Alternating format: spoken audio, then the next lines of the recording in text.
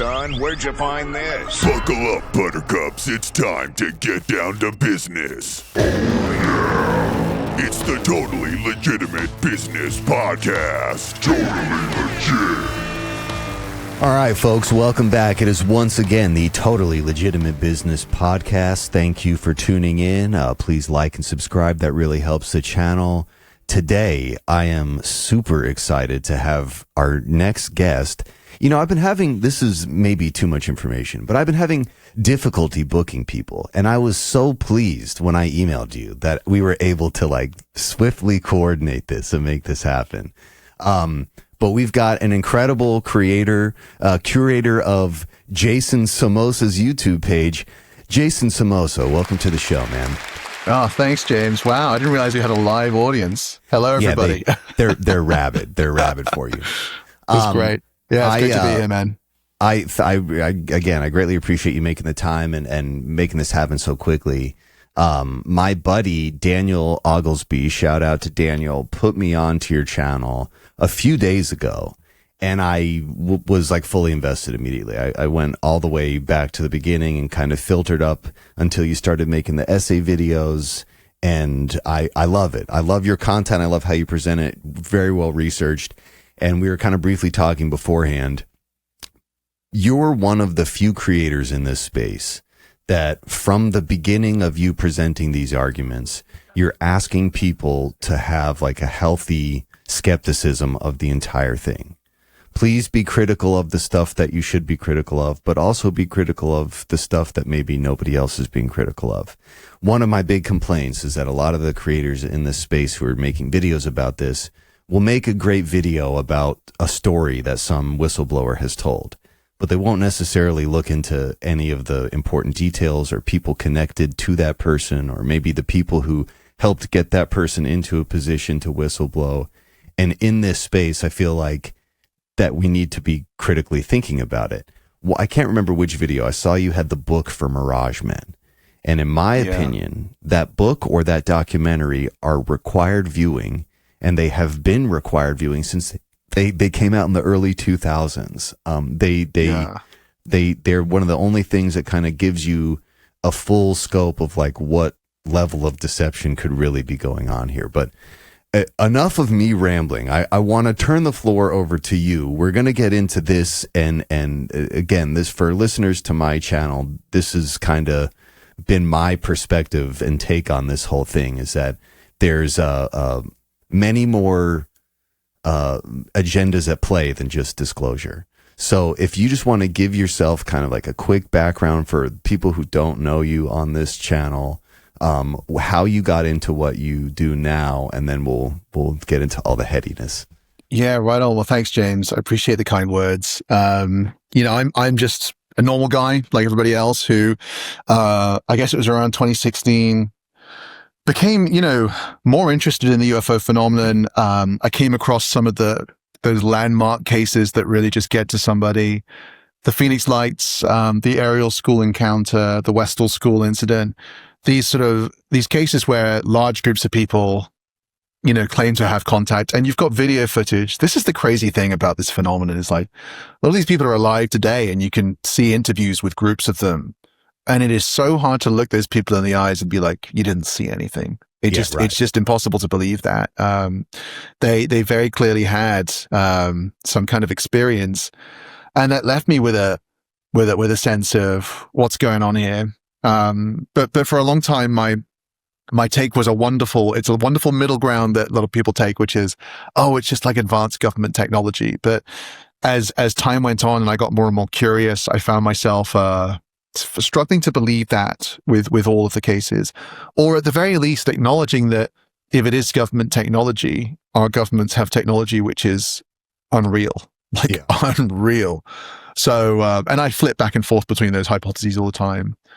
But I think where things really hit the road for me was hearing those early Tom DeLonge interviews. I can't remember exactly when I first heard them, but then going and looking at the WikiLeaks emails for myself. And I'm assuming most of your listeners will be familiar with the DeLonge story, but one of the interesting things is he went out, he said all these insane things. I was curious, but I was well, I don't know, can I believe this? But then when you go and read the WikiLeaks emails, which he had nothing to do with, right? This was completely a different issue, these emails getting released. And what do you see? You see DeLong, John Podesta, Robert Weiss from the Skunk Works, Neil McCasland, General Michael Carey, discussing a UFO project associated with the 2016 campaign election. And, the way I like to put it, James, is I've never seen a UFO. Okay. I'd love to. Every time I look out my window, I'm looking up because I want to see something. Never seen one. And I can't show anyone else a UFO. But what I can do is we can all do this. We can point people to the anomalous phenomena, which are like right here in our world, like those emails. Like, what is that? What is the deal with that?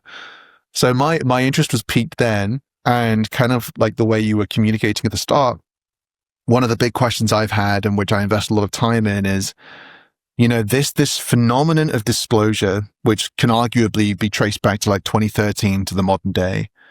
Can we trust it? What are the motivations? And I think there's probably good motivations and bad motivations. Sure, there are different people who have different things they want to get out of it. And unpicking all of that is my passion. So, yeah. Well, I mean, you really do a great job. There's a ton of people that make videos about these topics, but none of them give it the level of care that even from the first video where you started doing that format, because your channel kind of evolves into that. From that first video, it's one of the best. I mean, you are now officially, having watched basically the entire back half of your catalog, you are my favorite creator in this space, because you're the only person that's laying it out reasonably and actually presenting it. Look, it's just important to always be skeptical, especially when I started looking into UFO stuff. It was like the late 90s, like the beginning of the internet. I'm like 12 years old and I'm interested in these things, right? And it was just a generally understood thing. If you were looking into UFOs or even conspiracies at large, you don't immediately trust what the official channel says. You take that with a grain of salt. And then somewhere around the mid 2000s, in the UFO space particular, they just stopped doing that. Like, one of the things that's really bothered me recently is, up until a certain point, up until Jake Barber came out, if you mentioned psi in connection with UFO stuff, you got laughed out of the UFO people would laugh you out of the room. But then Jake Barber comes on the scene and starts talking about psionic assets and all this psi connection. And then all of a sudden everyone wants to talk about these things like, well, of course there's a psi connection. And again, it's like, not to say there is or there isn't. It's just, when did we stop taking it with a grain of salt? So for you, are you, from the moment you officially decide, I'm going to dig into this, were you already skeptical then? Were you trying to disprove it? Were you trying to let me see what I can debunk? Or was it a thing that you came to a conclusion on after looking into the people involved and the real, your DeLong timeline and your Podesta Clinton timeline? It is the best. It is the only one that maps all the critical points in a sensible way. The links to your channel will be in the description. For anyone who is hearing that and not understanding what I'm saying, go to his page and watch these videos. They are the best description of those things. But anyways, back to this. Were you immediately skeptical, or was it something that kind of grew on you at the more details you learned? You're like, something doesn't seem right. Yeah, I have oscillated back and forth constantly. And even today when I was scripting my new piece, I'm like, just like constantly kind of like optimistic, pessimistic. But the entry point for me was well, let me first say, there was a moment when I think, your listeners will probably get this. There was a moment I went from passively consuming UFO content as a form of entertainment, like scratching my itch, to actively keeping track of the things I was learning and trying to map it all out. And when I made that change, I zeroed in specifically onto the Stars Academy and the 2016 stuff, because I thought that is when something started. And, if I look at those people and I study everything I can about them, if I come out the other side thinking, I think these people are trying to do something legitimate, then I have reason to be optimistic, and it's time to quit my job and just go all in, which I still haven't done. But, you know, but on the other side, like if I can reach a point where I'm pessimistic enough that I'm super skeptical of what's going on, I think it's all a bit weird, then that's another story there which I need to focus on, which is like, this is the biggest psyop of our generation and something weird's going on. So I went in with that, and I came out the other side, unfortunately, with not a clear position on either side. You know what I mean? Like, it's not satisfying at all, but like, to this day, I think there is a genuine attempt at disclosure, which has been hijacked by different groups, some of whom are feeding very strange ideas into the disclosure movement, which have motivations which are very difficult to understand, and we can get into that if you want to. But definitely, I'm cautiously optimistic at the big picture, but I also see strands of things that are deeply concerning, and my opinions constantly evolve because, like I said, I don't have access to the information. I'm just here searching through all the data that's in these books and in the interviews I can watch. Yeah, well, again, you do a great job. Kudos. I really, really love the videos that you make. And on top of providing me basically endless entertainment for the past 5 days, I'm just really happy. I'm just happy to see that this is finally like, it's finally getting to the point where we can talk about it. And it's how we should always talk about these topics. I'm of the same mind as you. I don't know if I've made up my mind what it is, but I'm willing to entertain both. I'm willing to entertain that in the infinite expanse of the universe, there is some life that is equally or greater than our intelligence. I'm okay. I'm willing to accept that as a possibility. I'm also willing to accept that the military in the past, the military is just generally 30 to 50 years ahead of what we are technology wise. And since computers, the technological line isn't linear, it's parabolic. And we're like on the high point of the parabola of that curve. So the technology that they have to us, it would seem like alien stuff, but I don't throw it past humans, considering what we have created to do that, to continually redefine what we think is science and redefining magic as science, you know? Mm-hmm. But I can't help but look at, especially knowing the context of Mirage Men, in my opinion, there were like, this is second wave disclosure, right? First wave disclosure would have been in the late 80s, early 90s when UFO conventions started to become a thing and the internet became a thing. And the ability for people to share their stories, share their experiences, or share misinformation becomes like a possibility. That's where we have Mirage Men. So we know, at least from the beginning of that, there was like behavior on behalf of the government to confuse the conversation, to mask for classified projects. I can't help but look at 2017 To the Stars Academy, the New York Times article. I can't help but look at that as like wave 2. Some of this is legit information. Many of the people that have had these experiences, those are legit. They really experience that. They actually have that experience. But there are actually people on the internet, on X, on the social media platforms, trying to muddy the waters for whatever. And I'm also inclined to agree with you. It's a bunch of different agendas. It's not just one agenda of keep information secret. This is something tangential, and I don't know how much you've kind of come across this in your research, but when I look at the things that they're concerned about getting out, it's less that we have exotic technology from aliens or that we created. It's less that we're experimenting with stuff that there are no rules and regulations about. And it's more about actual problems in the processes of doing that experimentation, like poisoning water or poisoning land or affecting people in surrounding environments. For example, I've done a bunch of research into the history of Long Island, and Long Island and military industry is huge, going back to like the beginning of America. And all of these places that were doing all this cutting edge research and development, aerospace research and development, nuclear research and development, they all poison the groundwater. and it affected all towns all around Long Island. They call them cancer clusters, where people just have like these obscure cancers in tight concentrations. But because what the type of work that the government was doing, the government or the company can't be held liable.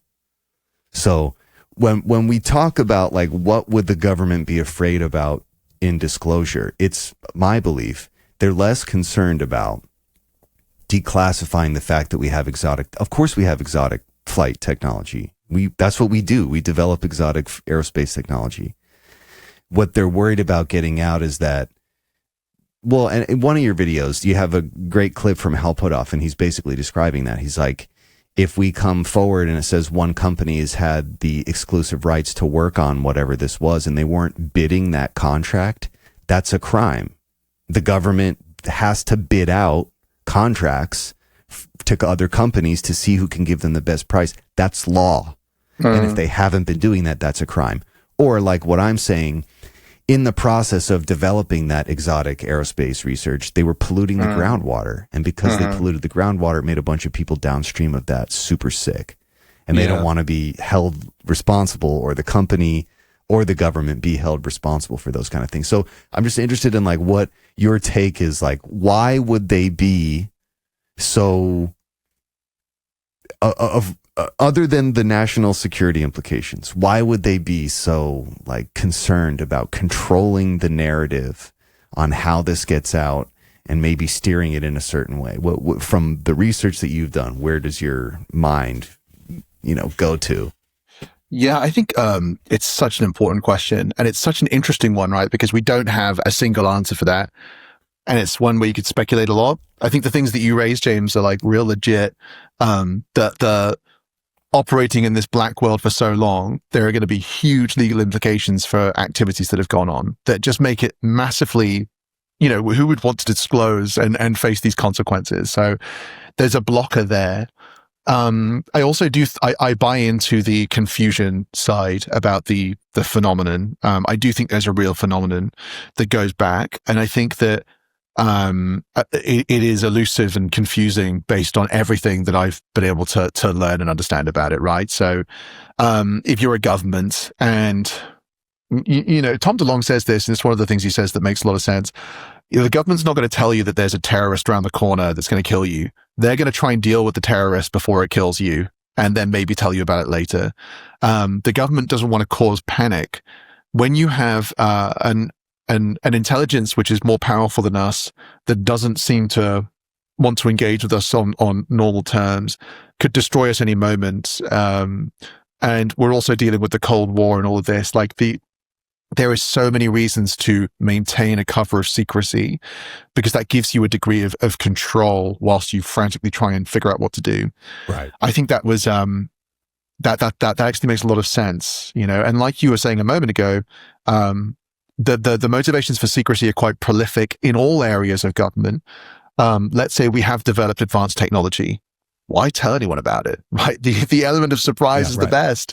And when I was doing the UFO disclosure iceberg, where I was kind of speculating on motivations for keeping things secret, let's imagine that we're creeping towards World War III. You don't really have to imagine that.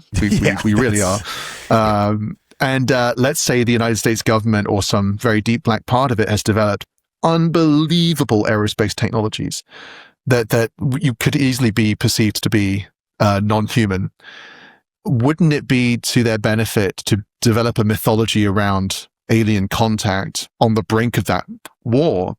And then these strange discs and tic tacs appear, and China isn't sure whether they can shoot them down, because they're not sure if it's America or it's non-human. So building this mythology about UFOs and maintaining secrecy around it serves a lot of different geopolitical agendas. At the same time, having a sort of a halfway house of communication also muddies the waters. And it leads us here. Look, you and I should be probably outside, enjoying the sunshine, but we're here preoccupied with trying to deal with, we're just like, what is going on, Yeah. So, it has a societal impact on a lot of people. Like I'm here in my apartment surrounded by like 200 UFO books. That could have been used at a food bank or something, but here I am. Yeah. That's incredible. Well, you know, this is like the greatest question that our generation is ever going to be faced with. Are we alone in the universe? Like, in my opinion, any time spent pondering this is like a philosophical exploration that is necessary, and it should be part of the modern human experience. Like, we are at that point. We're at that same point with AI. We're debating, are we the only intelligence? Can we create intelligence? You know, like we're on the precipice of so many of these ideas that people have been talking about and theorizing for hundreds, if not thousands of years. It's okay. We will touch grass. Okay. I make it a point to go outside at least once a day. But if we're spending time thinking about this stuff, in my opinion, it's time well spent. And from the other perspective, when I look at the amount of money that goes into this and how much money and attention that governments and even religions have spent contemplating this thing, it's an important thing. It's an important thing to talk about. I think you're totally right. The implications are so broad spectrum. Like there's so many different layers of modern life that would be disrupted if we even just had to, they're peaceful. They come in peace. Even that would be difficult and tricky, because it's so many things have to then be structured, you know, so many ways that we view ourselves and life as a whole would have to be restructured. And also like let's say they come in peace, right? Well, who are they coming in peace to? Is it all of us, or is it just a group of us? You know, because of this, one of the big elements that's, you know, there's been these layers of disclosure that have been happening. And one of the ones that's been a subtle feature of the last year or two is this idea that we have agreements with non-human intelligences, that maybe different parts of the planet have different relationships with different ones. And this it's just a myth right now. I don't know if it's real, but like that mythology adds a completely new dynamic to how you view the UFO issue, because it becomes sort of an extension of our geopolitics. It sort of extends into these other realms where you now have other actors that are behind the actors on the planet. So, you know, it becomes really complicated, even if we have a good relationship with one. Does that help us with the others? Right. Yeah, exactly. Yeah. Yeah. You know, there are so many times where, when talking about like the situation, the modern world, where I think people get overwhelmed and terrified, and rightfully so, because it's terrifying, you know, of the times to have been alive. Like, we're on the precipice of so many fundamental changes and dangers. But from my perspective, it's like, I'm excited. I'm excited to be alive. To say that I might be alive when humanity has to en masse accept that we're not alone, or that at a bare minimum, the laws that we thought governed reality are actually a little more complex, and we can bend them or manipulate them in ways that we didn't know before. I don't know that yes, it like could quickly go into a dystopian future, very similar to Terminator or the movie Alien. But again, like there's like a little bit of, you know, was that predetermined, or did we will that into existence? Which kind of brings me to my next question. One of my other favorite videos on your channel is the one you do about Israel and Netanyahu. And I think it's obviously salient points considering the situation that we're watching play out now, but it's definitely something that I feel so many people have not been taking into consideration. But this was something I also kind of felt even around 9/11. And I remember seeing people in our government using whatever their religious belief was to justify whatever behavior they were doing. And that never sat well with me, even as a kid, understanding that, you know, I thought there was, in this country at least, I thought there was supposed to be some kind of separation. You realize that there really isn't. Those people view the world that way, and they, there are war pigs in the Pentagon that have an apocalyptic idea of how the world should play out, and they literally have the ability to do it. And yeah, that's a scary thought, but we like to think that our leaders aren't like that. But you lay out in that documentary pretty well that some of them are. And it doesn't matter if the average person doesn't believe that, or the average person doesn't want to accept that people would do that. People would do that. And people in positions of power they have been doing it the whole time, and they're doing it especially right now in the hopes of kind of ushering in that prophecy that was foretold at the end of time. So I'm wondering if you can kind of unpack your thesis. That to me is like the most important thing that we talk about or get people talking about in the near term, because the staged alien invasion apocalypse scenario, it is possible. It looks like they're kind of stacking things up to at least make that a possibility. So anyways, just kind of unpack your thoughts around that. And go wherever it takes you. Yeah, I think one thing I've noticed since the channel's been growing is sometimes people will leave a comment. They'll say, I was really enjoying the UFO stuff, but leave politics out of it. And I actually think it's so important that we integrate politics into this topic, because otherwise we're just chilling out, watching videos about an abduction story. If this is real, I mean, the reality is the government's doing something, so that's real. And then there's probably a phenomenon that's real. This exists in the real world, and political bodies and governments and intelligence agencies are doing real things. So, the way I think about it is, in mathematics, you learn about simultaneous equations pretty early on. The idea is you get two different equations that look confusing. If I start to solve this one, it helps me figure out how to solve this one, and that then helps me figure out the first one again. It's one of the first things you learn in mathematics. And in the UFO field, we're a little bit guilty sometimes of not recognizing the other anomalous phenomena that are going on, right? Like Israel is, I think if an alien species came here for the first time, after a while they would be like, what's the deal with Israel? Like, how does this small country punch above its weight? Legitimately, you'd be like, how do you have so much influence? And it's a legitimate question to ask. Yeah. They have managed to have enormous influence in the post-war era.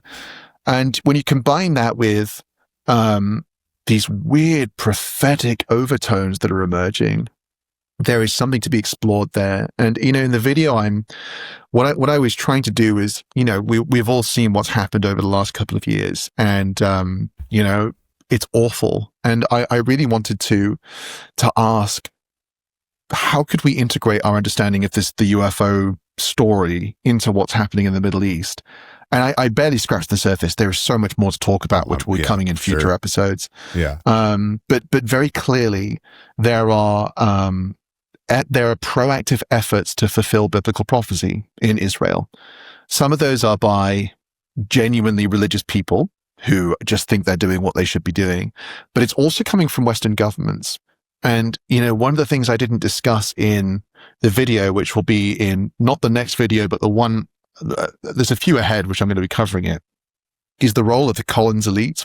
Are you familiar with the Collins elite, the kind of Christian group in government? The material that we have available, which discusses them, they believe that the UFO phenomenon is a demonic end times apparition, which is trying to deceive us. And the idea is that maybe we need to trigger the coming of Christ in order to deal with it, because we can't deal with it. Okay, so there's this kind of school of thought amongst very fundamentalist Christians that if we trigger the end times, we could potentially deal with this really complex demonic situation. So there are like layers here. You've got Christians who are in the UFO world in the government. You've got Israel, and there is very clearly a lot of stuff going on where a lot of different actors have kind of said, we need to kind of drive this biblical fulfillment of prophecy. And it's it's worrying. And it's also worrying because deeply troubling. Yes. Deeply troubling. And also because, of the other issue I mentioned in the last video I did about hybrids and hybridization, there is this simultaneous thing going on where loads of stuff has been trickled out about how certain groups of people on the planet have different DNA and how this gives them a different relationship to non-human intelligences. Again, as far as I'm concerned, I might as well be reading a mythology, but it's a mythology that's coming out of the Pentagon. Yeah. It worries me that on the one hand, we have what's happened in Israel, this kind of genocidal superiority thing. And on the other hand, we have a myth coming out of the Pentagon, which kind of legitimizes it with stories of how different people have different levels of DNA that give them different levels of access. And this is one of the things that freaks me out is when you put those pieces together. And look, let's say there's some truth to that, right? Let's say some people on the planet have, through thousands of years, carried extra levels of non-human DNA from events that happened in the distant past, some inbreeding or whatever. Maybe that is true. Maybe it is. And if it was, you could understand why there would be some reticence about disclosure, because you'd be like, how do we talk about this, Right. How do we talk about how some people on the planet have unique DNA without suddenly going back to 1940s Germany again? So it's like, these are really big topics. It's not just that we've discovered some random dude on an asteroid, a couple of light years away. It's like, no, this has tangible effects for a very delicate human society. Yeah. Sorry, I've weaved together a few things there. No. This was all great, and it definitely is why I wanted to talk about it. Because again, like I can't help but look at what's going on in with Israel and Palestine and think like this. We've seen this shit before. And like hearing people talk about the superiority. That, dude, it's of my opinion that once humans start separating themselves into groups is when the problems arise. Individual humans are all right. I've interfaced with so many individuals that maybe I wouldn't like them in a group, but as an individual, I really enjoy their company. But people start getting in groups and they start developing this group identity, and that group identity having to be different and better than others. This is where it ends. And like, as you were describing that, it's like, that's exactly what the Nazis were doing. It's exactly what the Nazis were doing with their whole, 100%. Like the whole organization that was looking for like the mythical, the Anunnaki. The Anunnaki, right. The mythical relics to prove the, and again, like Nordics, like Nordic blonde hair, blue eyes. It's just like, it's very strange how similar it is. And I again, like, this is the thing I was trying, when I would have these existential spirals around 9/11, like no one wanted to hear that yet. And then as time went by, people were a little more receptive to it. But I couldn't ever explain it to people. It's like, us as common people, we would never want to do these things because we're decent, right? But that fundamentalist religious person in the Pentagon who has his finger on the button, he would love to do this. In fact, it serves his agenda. And this is stuff people said would never happen. And here we are. Like we're watching it. We said it wouldn't happen for long enough. And now enough people have gotten into positions of power where they can make it happen. And, what are your thoughts, like, particularly on the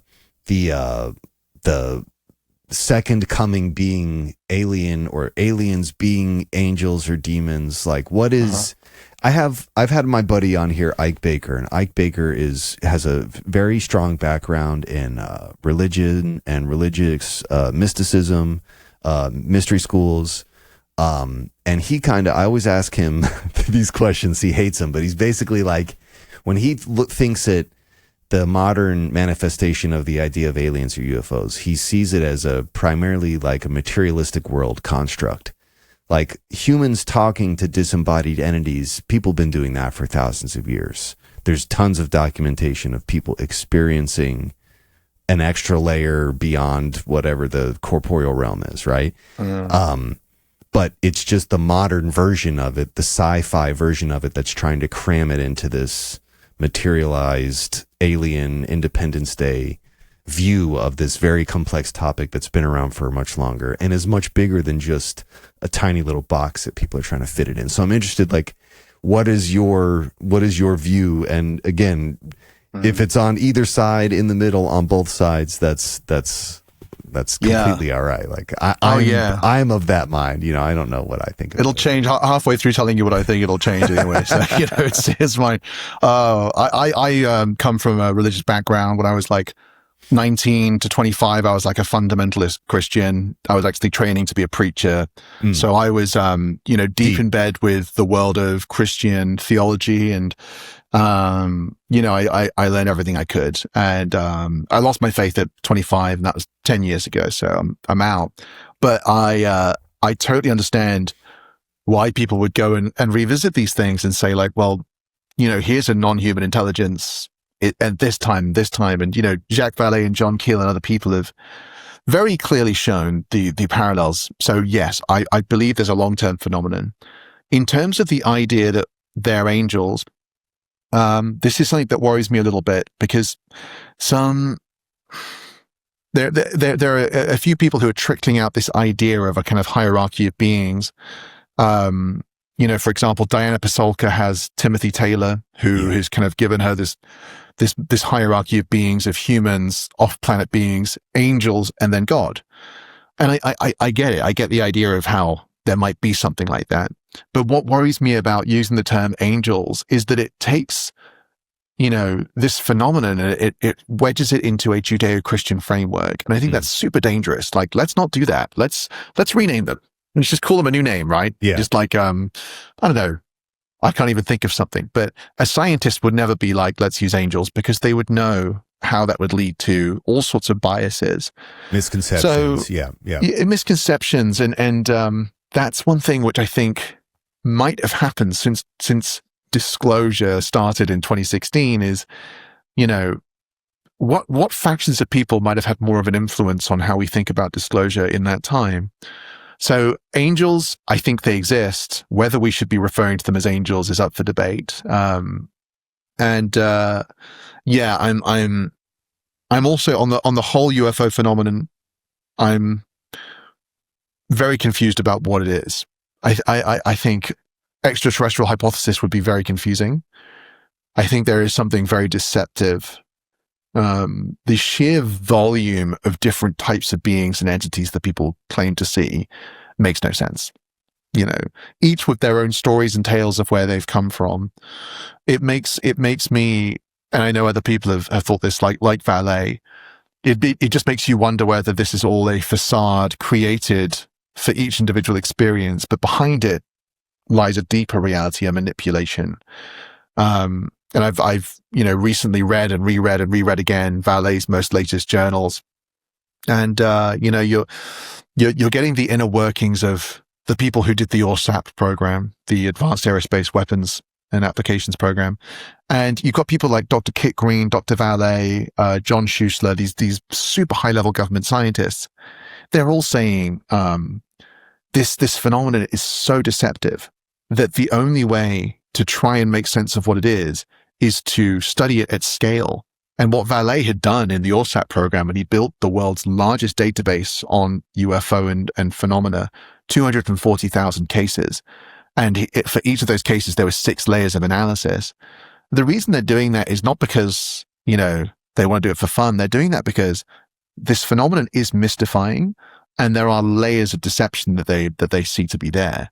So taking it at face value is, I think they would say, not a good idea, So I try not to use any labels.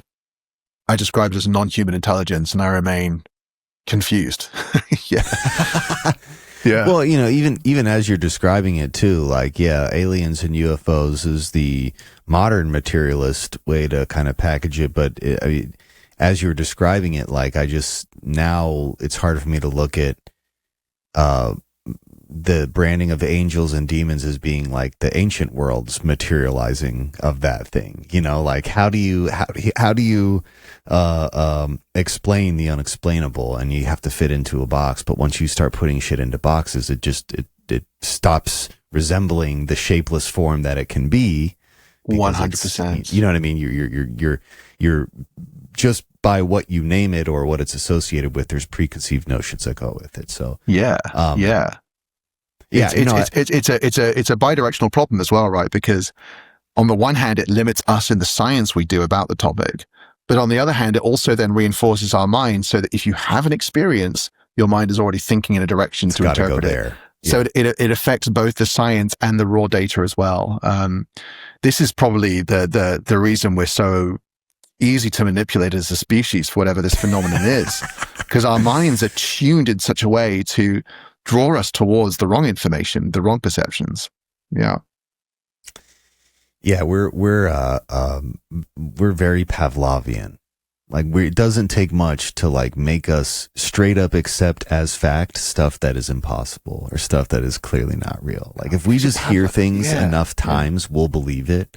We're just like dogs, you know? Yes. I want to, before we get too far away too, I want to kind of unpack Gog and Magog. So this was in kind of going back to the prophetic thing. There's a point in coming back to this specifically. But can you just kind of explain how I've talked about Gog and Magog for a different reason, which we'll get into here in a second. Can you talk about how that story or myth applies to the UFO situation playing out in the Middle East, or the UFO situation and how it connects to what's playing out in the Middle East? Yeah. So, you know, there was a time when I could have like reeled off the exact passages, but it's been 10 years. So, but in the prophecies of the end times, in both the Old Testament and the New, I think Gog and Magog are referenced as being part of this kind of this battle. Okay. What we see in George Bush Jr.'s time are leaked conversations about describing the conflicts in the Middle East in terms of Gog and Magog. And similarly, a lot of reporting coming out of Israel sometimes using those terms to describe what's going on. Now, it's very difficult to know, is this just someone saying, oh, I'm just going to use these terms to make it feel like this really big thing? But when you have people using those terms and all the other sort of elements of purposeful prophecy and all of this stuff, it paints a picture. The way it relates to the UFO phenomenon, in my opinion, is kind of multifaceted in that, a moment ago you talked about this kind of messianic event. And I talk about this in the Israel video. Something we should all be really conscious of is how many different groups of people are now expecting something. We're living in an era of expectation, and that was not the case 20 years ago. Christians are awaiting the Messiah. The Jewish people are awaiting their Messiah. For the Christians, it's the second coming. For Jews, it's the first coming. And now you've got a whole generation of young people who have sort of internalized this idea of some impending alien event or something that's coming. So these things, I think it's really worth considering. And I'm not saying this is the case, but these things are overlapping. And what that does is it creates a situation where whatever appears could be easily reinterpreted through any of those lenses. Okay. So if something does come or we begin to perceive a threat, you've got multiple layers through which you can understand it, which can begin to converge. So I think the Gog and Magog thing really is you tell me what you think in a moment. I'm curious, from where I am, I would say like it's mostly going to be in the minds of Judeo-Christian people. But if something happens in the future, how quickly might we begin to reinterpret a lot of what's happened geopolitically in terms of biblical prophetic terms, if this kind of agenda continues? So that would be how I would see it. But tell me, what have you learned about it? I'm curious. Okay, so we'll kind of go back to what I was talking about before in 9/11. Right? 9/11, the war in Iraq and the war in Afghanistan. I was young when that happened, but I remember things just not seeming right. And it's not necessarily the things that everyone thinks. I, even at 12 years old, could understand that whatever happens in a tragedy like that, they're not going to tell us the truth. What they're going to tell us is whatever they want to tell us to justify whatever behavior they do. That's what history will dictate governments will do in that situation. I was old enough to know that. And watching how that played out didn't really surprise me. It surprised a lot of other people, but it was people who were thinking that it was the other way. It was actually what they were saying it was.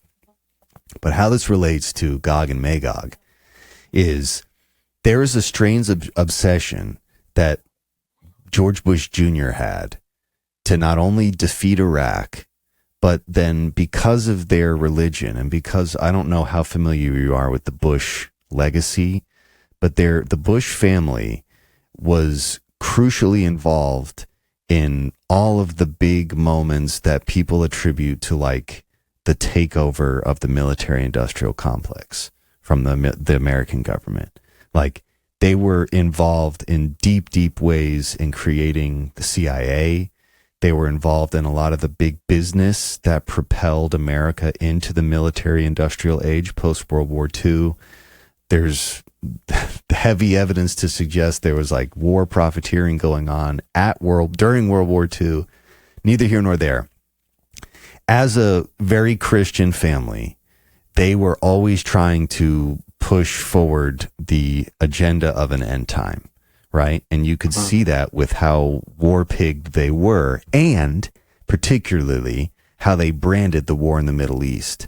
It was a soft holy war, and they weren't subtle in how they approached invading the country and stepping on the culture and the people. And like most Americans aren't familiar with how many civilians died in that war, but it's way more than we heard about on the news here in America. So there was like this idea that we have to take over these places for their natural resources, of course, but there was also an obsession from both Daddy and Junior Bush about the history. And both of them raided museums when they went into those countries. They set up strategic military bases at one of them is at the base of the ziggurat at Ur. I don't know if you're familiar with that, but that's the biblical birthplace of Abraham. They set up it was one of the biggest military bases in the Middle East. It was strategically set up there.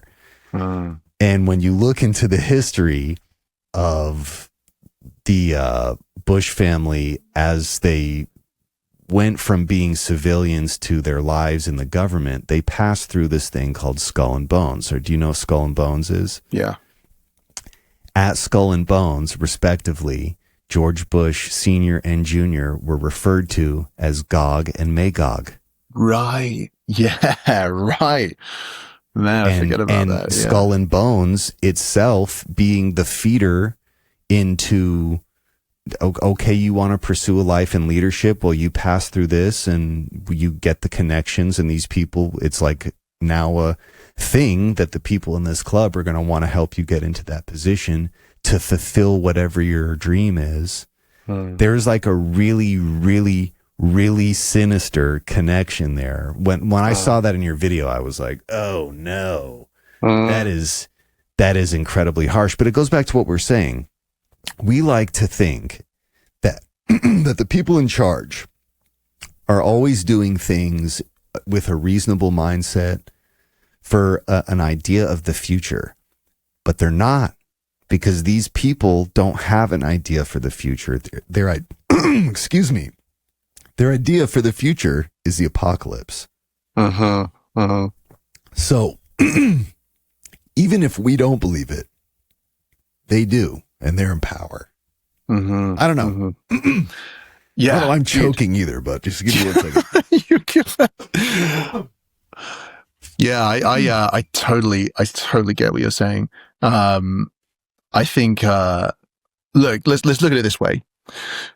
Are there non-human intelligences? I don't know. But if there are, they're clearly in contact with very specific groups of people and not the whole human population. So, you know, how hard is it for Israel and the United States to end up believing that all of this ancient history and prophecy stuff is true and meaningful when they're in contact with this non-human intelligence?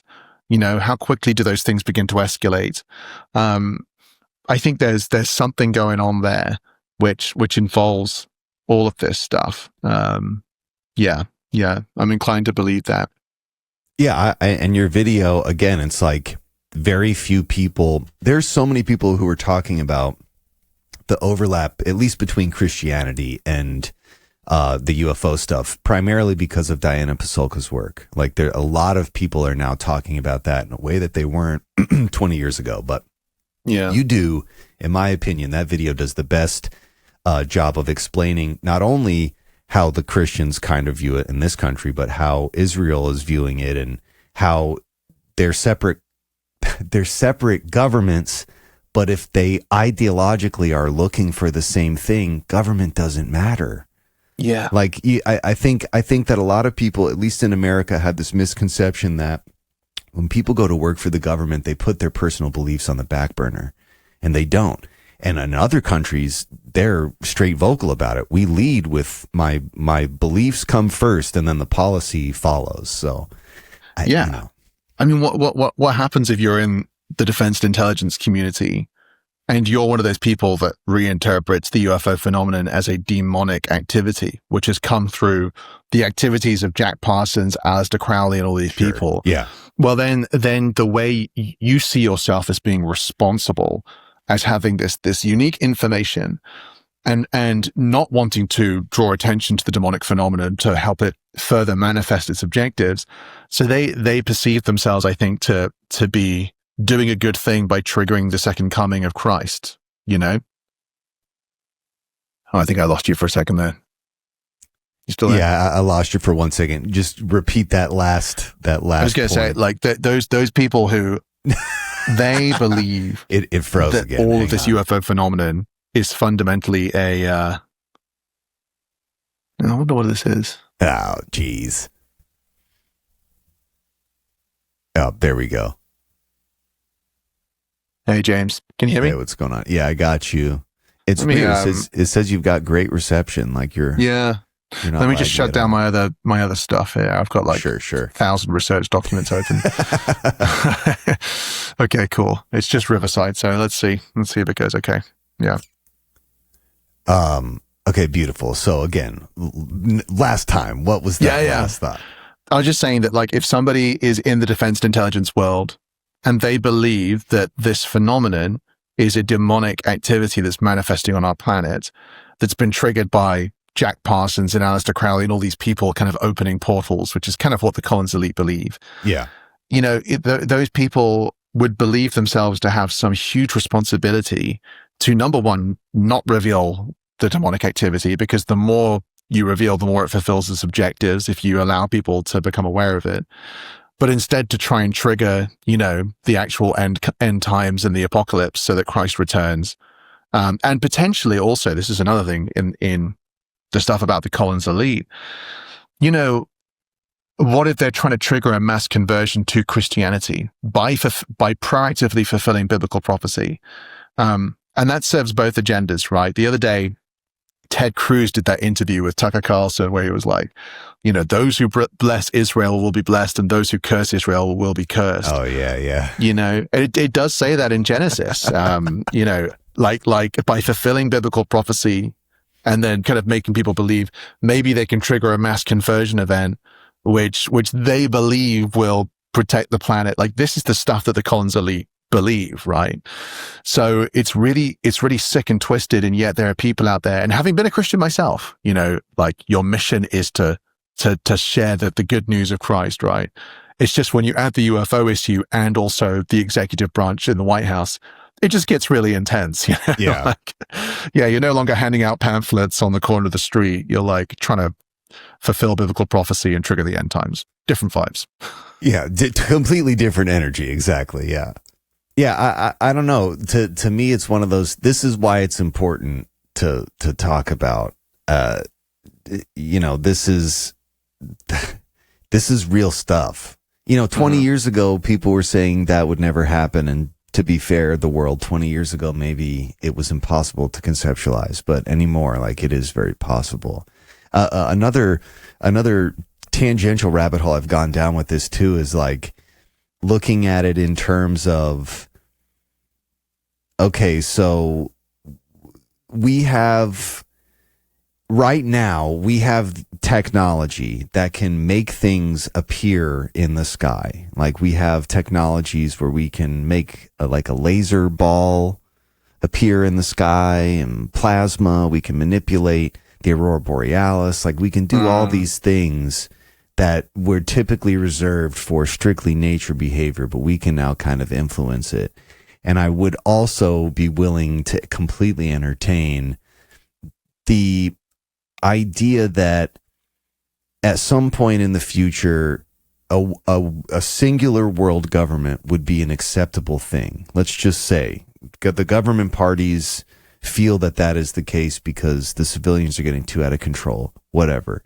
It wouldn't be impossible for them to make things occur in the sky that most people would attribute to some, big moment, a significant moment where we were interacting with the divine or our creator, and get, I don't know, fulfill whatever agenda of unifying the world against not necessarily an enemy, but like with a common view of what is. I could see that being the case in the sense that, I don't know, the religions, it only is going to play out one way, and it's going to be war. That history will just show us it's always going to be war. How do you get away from a world where you're never going to get people to not want to fight or kill each other because it's what it says in the book, and it's, maybe rally around a common thing? I don't know. All I am saying is that I'm willing to entertain the idea that the deception goes, maybe it isn't like an apocalyptic thing, a truly apocalyptic thing, but maybe it's a feigned apocalyptic thing to achieve whatever, a similar agenda with different means. Yes, I've entertained a similar idea. The idea that maybe there's a positive motivation here to try and pull everybody together, or that somehow this could be used to drive unity, and also that the underlying point that you're making there about the sophistication of our technology. Again, to come back to what we were talking about earlier, the motivations for secrecy are exceptionally strong, and we have been in a constant state of war for a century. So why would they ever reveal their abilities in this regard? There is a lot of anecdotal data out there to suggest that the Department of Defense can do unbelievable stuff. And it's interesting. Like, I think I was listening to a Jim Semivan interview recently where he was, sort of half talking about some of the technology he came across. And I think he was hinting that the most interesting stuff wasn't even UAP related, like the sorts of things that they're able to do. It's like unreal. You just wouldn't be able to conceive of it. So if that technology exists, then why wouldn't you use it to manipulate people rather than, actually having direct conflict? You might try and change the way people think. And what was that psyop that they were going to do in Cuba? Was it like they were going to try and make Jesus appear in the sky or something to destabilize the population? Oh, well, but there's a precedent. It's not like these things are like super far out there. These are these are capabilities, plans. And they absolutely have dry run. Like, well, we could do this. Yeah.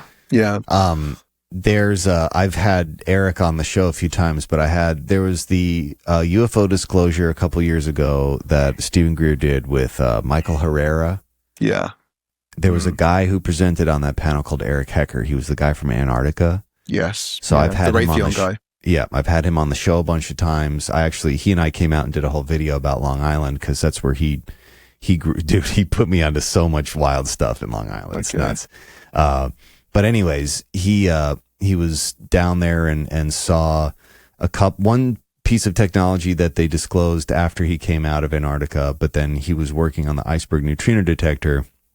And, there's like this whole wave of looking at that again, like they have these technologies and maybe what they're using it for isn't sinister, but like, or even creates a weird thing, but like there's a byproduct of. The long and short of it, what I'm saying is there's a ton of antennas and arrays around the world that do similar research. And one of the byproducts of them can be like these events that people have falsely attributed to like religious things or like, divine moments. And there's like again, just like a comical take where it's like they don't even intend to do it, but we've only been able to attribute when we see things like that to the divine, and we just as general civilians are ignorant to the fact that we have technology that has quantified it and knows how to interact with it. Another thing, I've done a couple really deep dives on DARPA and In-Q-Tel, and that those are like two entities that have propelled. They were working on stuff 20 years before it became a thing that the government would pick up. Like they were seeding all of these technologies that have kind of become ubiquitous now. And that's what I mean to say by like a lot of the stuff that people see in the sky, I think we have to accept that at least some of it is ours. It is human-made stuff. Like we have wild, wild stuff. But I think it is very human to assume that we are the most advanced form of life in the universe. Yeah. And that we, even this is something I hound out about a lot on the show, but like we are perceptual filters. Our eyes only see so much of the visible spectrum. Our ears only hear so much of the audible spectrum. We only interact with so many things. But so many wireless technologies propel our life now. Like if we could see Wi-Fi, if we could see microwaves, it would look like we were swimming, but we don't see it, so we don't accept it. I'm interested in like, what is your idea on like the extra dimensionality of this thing? Like, are these physical beings? Are they communicating telepathically? Is this like through the Matrix? Is it artificial intelligence? Like, is it some, supercomputer galaxies away that is like just, Yeah, I did accuse like, ChatGPT today. I accused it of being a demon, and it said no. I did because it lied to me so many times. We got to trust it. We got to trust it if it said no. So yeah, I was like researching something, and I was like, did this person ever say this? And it was like, yes. I was like, oh my gosh, I just found this whole new strand. And I dug into it. It was hallucinating. I was like, look, chat, we need to have a conversation. I think what you're saying there about what we can perceive and what's real is so important. And I made this point in a recent video that, people say, well, how could the government simulate a UFO event? They'd have to create this anti-gravity craft and all of these, yeah, totally. Like you might want to go about it that way to simulate an event, do the whole theatrics in the real physical world. We are we just forget how easy we are to manipulate. The phenomenon of pareidolia is like, we should pay attention to that, right? You go and you see two circles here and one circle there, and your brain is immediately making you think you're seeing a face. That your brain does that, right? As a fundamental function, it reinterprets things that aren't things into things because we're designed to find problems to engage with people, and to make sense of stuff. So why wouldn't you just hijack that faculty? Going back into the work the Nazis were doing nearly 100 years ago, they were already working on this. The whole MK Ultra program, all of this work into the effects that different types of waves can have in terms of putting people to sleep, waking them up, making them see images. People don't talk about this stuff because right now we're supposed to be asking, well, I wonder what these aliens are. But in reality, there's another conversation, which is, how easy is it to get into the kitchen inside of the mind and start to cook up things? Because it's way easier to simulate an event in here than it is to do it out in the real world.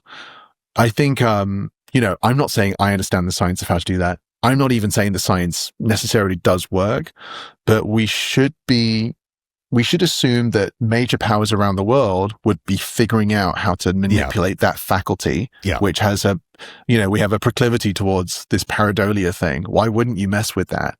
So that if, some people, like the Betty and Barney Hill case, one that I watched the Area 52, Chris Ramsey did like a covering of that recently, and it was really cool. And, they saw people in a craft that kind of looked like it could be made by human beings at the time. It still looked very advanced. It makes you wonder, like, what if you could just get into the head and then reshape that slightly so that they begin to think they're seeing a UFO. They begin to think they're seeing these small beings. It's a common thing where these cases, if you really look at them, a lot of the time there's this weird blend of it looks non-human and then it's also kind of human. It happens a lot in these cases. I find that concerning and fascinating.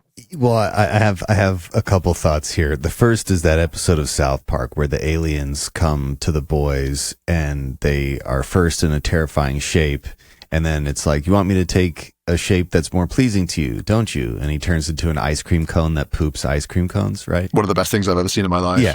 It's amazing. It's peak television.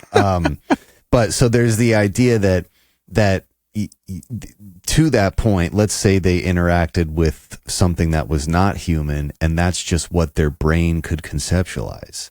Like what they actually see is something that is so traumatic to them, they can only make it make sense as a tiny human or a ship that looks like a craft that they know how to operate at that time, and not necessarily something that would be traveling the universe.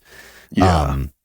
Or it could be that they interfaced with humans. Like, MK Ultra is a good point to bring up. The fact that the Nazis were doing it, the fact that the Soviets were definitely deep into it, the fact that our government put so much money and research into that, to know how to do that to the individual, then to know how to do it to en masse, that is worth looking into, right? That's worth understanding, that we finally understand how to interfere with a human's thoughts. You can make people behave the way that you want. It's called programming, and it happens to us in many innocuous ways. Most commonly, we would recognize it as advertising, but they understand that science very, very well. So the idea that maybe Betty and Barney Hill came across something they shouldn't have come across, and they sat down and some CIA hypnotist was like, all right, here's what you're going to think now. That's what you take away from that. And that leads me to two separate things. So first, have you seen the movie Mysterious Skin? It's a very dark movie. I don't recommend watching it, but and spoilers here. It's a movie with Gordon Joseph Levitt, and he's trying to help his friend who had this memory of being abducted by aliens. But when you get to the end of the movie, again, spoiler, it turns out he had an experience with his gym teacher that was traumatic as a child. You fill in the blank there. And his brain turned it into an alien abduction. Right? So there is at least a component of this entire situation that is trauma being masked as something else. And the example I'll bring up here is the satanic panic. Are you familiar with that? Yeah. Okay. So another scenario of seemingly mass psychosis. Now, there were instances where people were subjected to those traumatic experiences in the ritual situation. That was the case in some cases, but there were many cases where hypnotists or hypnotic therapists were inducing memories by, giving people leading questions in a hypnotic state. But again, like this, when that was happening in the late 80s and 90s, that was 30 years after MK Ultra had started and was doing that. Right. Yeah. So like, that's not that could they do it? Yes, they could. Now the question is, would they do it, and why would they do it? And I think there's, I don't know, I'm willing to entertain that at least a portion of this can be mass psychosis. Kind of going back to Mirage Men. Are you familiar at all with like the recent stuff that's been going on in UFO Twitter, UFO X, with Chupacabra and Red Panda Koala? Yeah. I'm familiar with that. Yeah.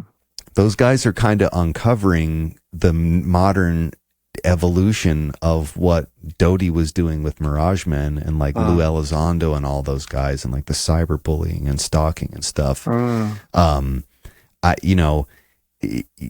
We have never been easier to influence.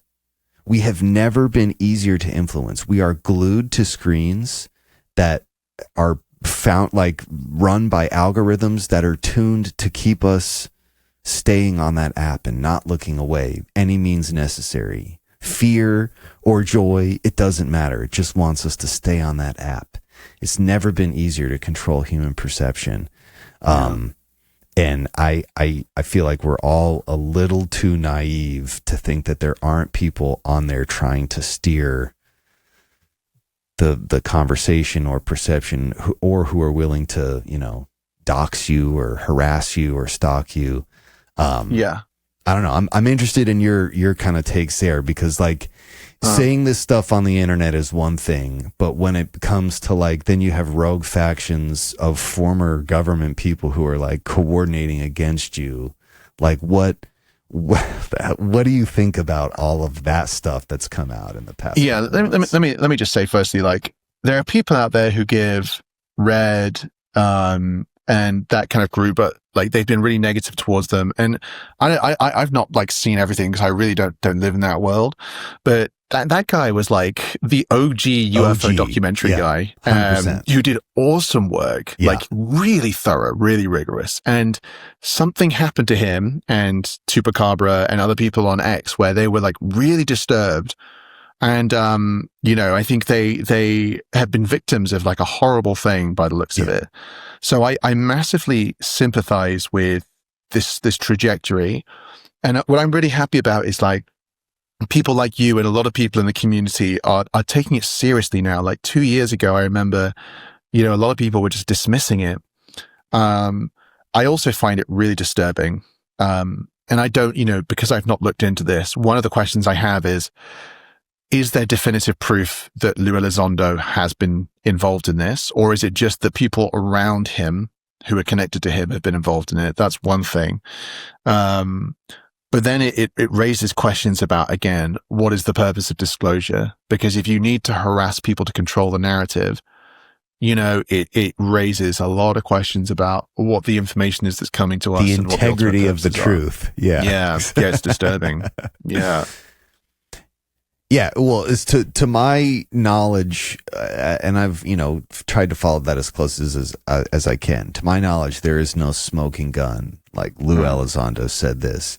However, it's not a good look. There's so much circumstantial evidence for so many people that are self-professed close people, confidants of Lou. And again, just after. It's even himself, him just releasing the pictures. There's part of it where he's not making it any easier for people to be you know what, I have to trust him when okay, so what if he's not maliciously doing any of it, but he's just willing to say whatever they tell him to say? It's kind of been more so my argument. There's a few of the people that have come out through government channels where I'm oh, okay, I think most of what this guy is saying is truly legit and intentioned the way that they're saying it. But then there's a bunch of them where I'm just this is not, I don't trust any of it. It smells weird. But at the end of the day, we have to accept that if they're government guys coming out of government channels and they're trying to retain their credibility, they have to submit everything they're going to talk about to approval, right? They can't just go into a courtroom or onto a show and say whatever they want. It's going through some kind of filter, even if their intent is flawless, So I'm kind of interested, what are your thoughts when it comes to a lot of those guys from the government, official government channels who have come forward? How do you gauge, the veracity of what each of them say? Yeah, man. I mean, I think Lou Elizondo is obviously, he's a really interesting one because of the things you've mentioned. Also, the ORSAP ATIP thing was such a mess, the way they strung that together. I think that was just a mistake. I think it was an honest mistake. I think he was involved in a program. Too many people vouched for him. I just don't think you would have that many people vouching for you unless you really ran something. But it wasn't the ORSAP program, which is the way it sounded. They took the name later, put in a stupid. I can see why they were doing it. They were trying to make this sensational headline, but very stupid. Similarly, there's a marketing vibe that comes from Elizondo. From day one, I was there was always, someone would ask a question, he would be what an incisive question. You'd be like, dude, just relax. Okay. Like, you don't have to say that every time I ask a good question, So it's just a little bit like performative. Are we 8 years old? You don't need to charm me by telling me my questions are good. So that whole thing was weird. But the video I'm working on at the moment is all about the journals of Jacques Vallée. What I love about Jacques Vallée is he's like a litmus test for all this stuff, because he didn't take sides. He didn't join that disclosure movement. He was like, looks kind of weird, I'm staying out of it. At the same time, he's pro science and disclosure on the issue. So he's I also found his OG. He's been talking about this, writing books about it since well before it was a topic that reasonable people could have in public. 100%. Yeah, he's been trying to get to the bottom of it forever and remains mystified, which I love about him. Doesn't make it easy to read his books because he's constantly like, he's here and there. But what I love about him is he paints a picture of the modern UFO disclosure movement, which is complex. And it's basically like this. 2013, something happened in the White House where they decided they were going to start talking about this. All these rumors were coming out, according to his journals, that confirmation was going to start taking place. And what do you know? A couple of years later, it does. So there is something coming out of the White House. The people who emerge around To the Stars Academy seem like genuine people in Vallée's encounters. Chris Mellon, Jim Semivan. He doesn't really have a relationship with Louis Elizondo in the journals at all. But Semivan and Mellon and Gary Nolan, the way he depicts them are people who know there's an issue. They want to disclose it. But what's weird for them is there's these other people, these 4-star generals who they don't have contact with. Okay, so they don't know Neil McCathland or Michael Carey or Michael Hayden, all these generals who, we sort of know about but have never spoken on the record. But what's going on in this disclosure movement is they are whispering things through Tom DeLonge, which are really weird. This whole Atlantis thing, the Greek gods, these Nazi super science stuff. It's all this mythical, insane stuff. So you've got like layers of stuff going on here. You've got these guys in the middle who want to push things forward. They are freaking out about all this Nazi stuff. They're like, why is Tom and these people he's speaking to talking about this? On the other hand, you've got people like Dr. Ronald Pandolfi who are actively resisting this stuff. Do you know about Dr. Pandolfi? Yeah, I'm familiar. CIA. But give, just for people listening, just like bullet point. Yeah, cool. So Dr. Ronald Pandolfi is a very senior CIA person. He comes from an elite CIA family, and he has held a key office in the CIA throughout many decades, which was commonly known as the Weird Desk, which is where all of the paranormal UFO stuff kind of gets focused. And he had that job. During the Clinton presidency, he was in that job. And this is like an insane story from UFO lore. Clinton wanted UFO information. He was like, why haven't I got this briefing? I want to know. He asks, and the request ends up with Ronald Pandolfi. He's the guy at the CIA who manages this stuff.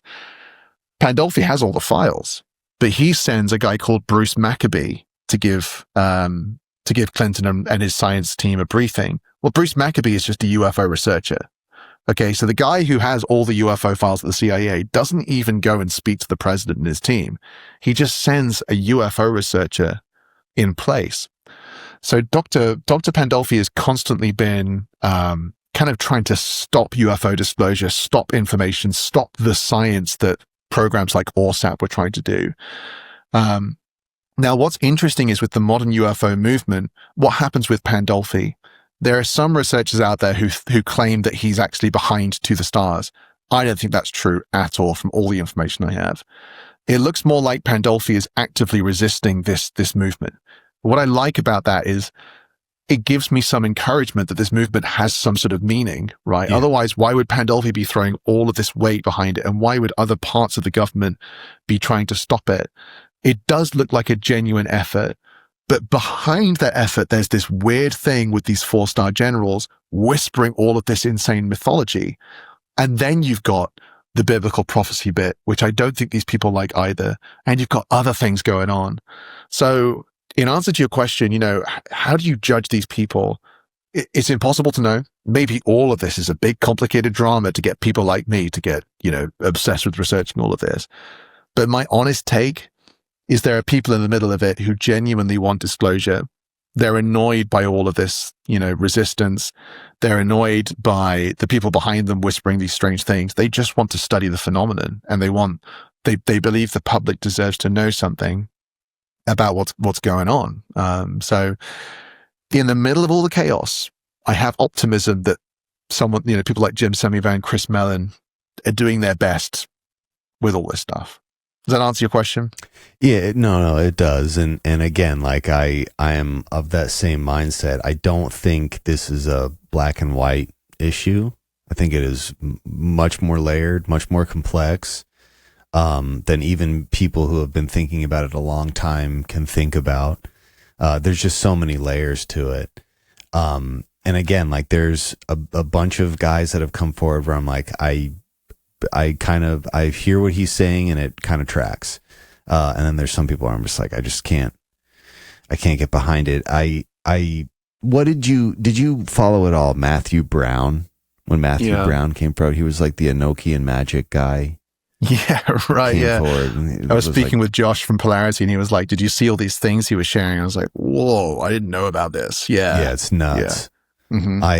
I'm going to have, one of my buddies who's like much further down that rabbit hole we're going to kind of like pick that apart. But, his like, that was a situation where like, I believe his experiences, but I don't agree with the framing it within the Judeo-Christian framework. Like that is that what he does? Is he kind of like, and that's, he's like, there is a God and it's built like this. And,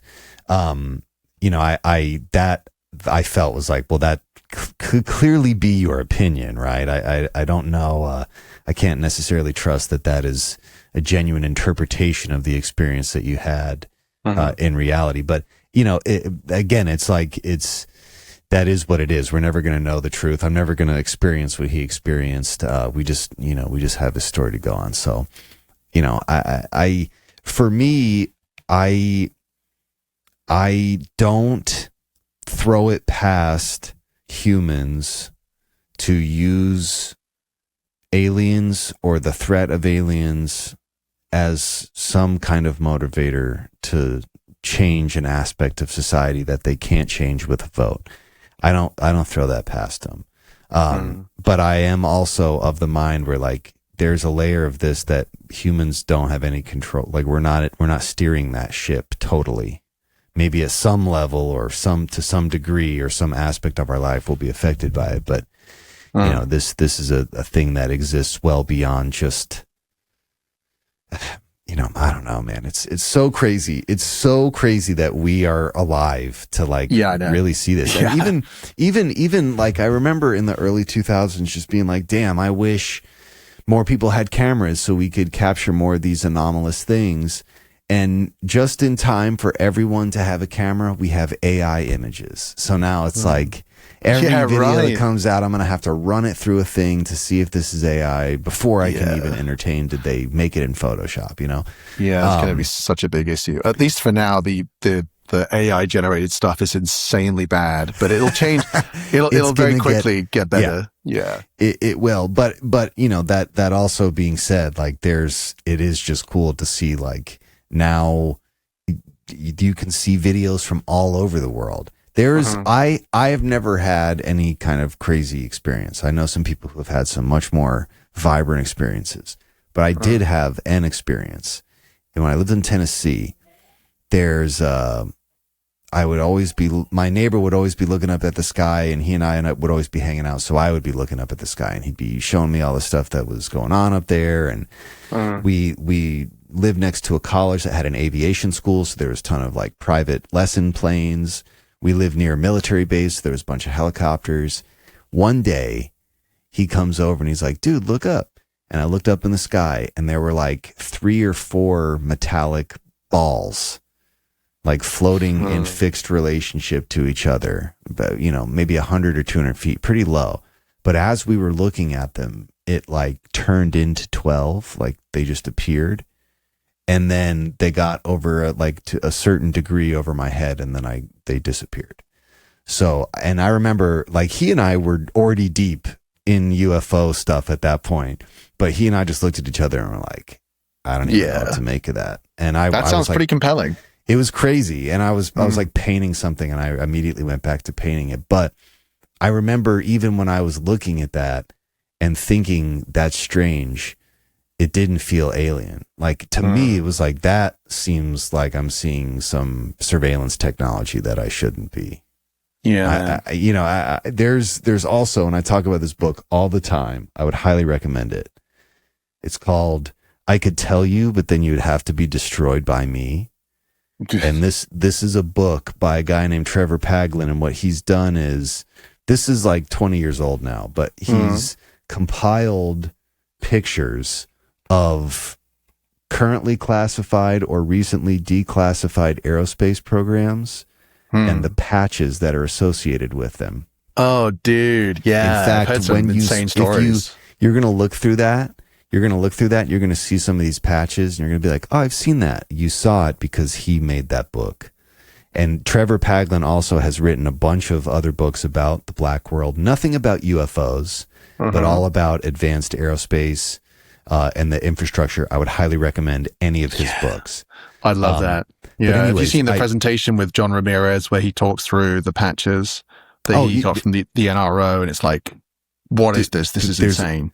That book tries to explain the nomenclature of the patches. And if you look at the patch and you see certain things, you can pretty much infer that it means it took place here or it was dealing with this kind of research. And that is one of the first moments where I like got there. At first it was UFOs. And then for a while I got really stuck on the infrastructure that exists to develop aerospace, advanced aerospace technology. And that has a footprint. That's money is spent. Buildings are built. Like that stuff is in, at least some of it is at surface level where civilians can see it. It's not in a bunker. And if you start looking at that, you can actually uncover a lot of the classified black world. And you start to realize that it's everywhere. And in fact, the society that people like you and I occupy, that's just for show.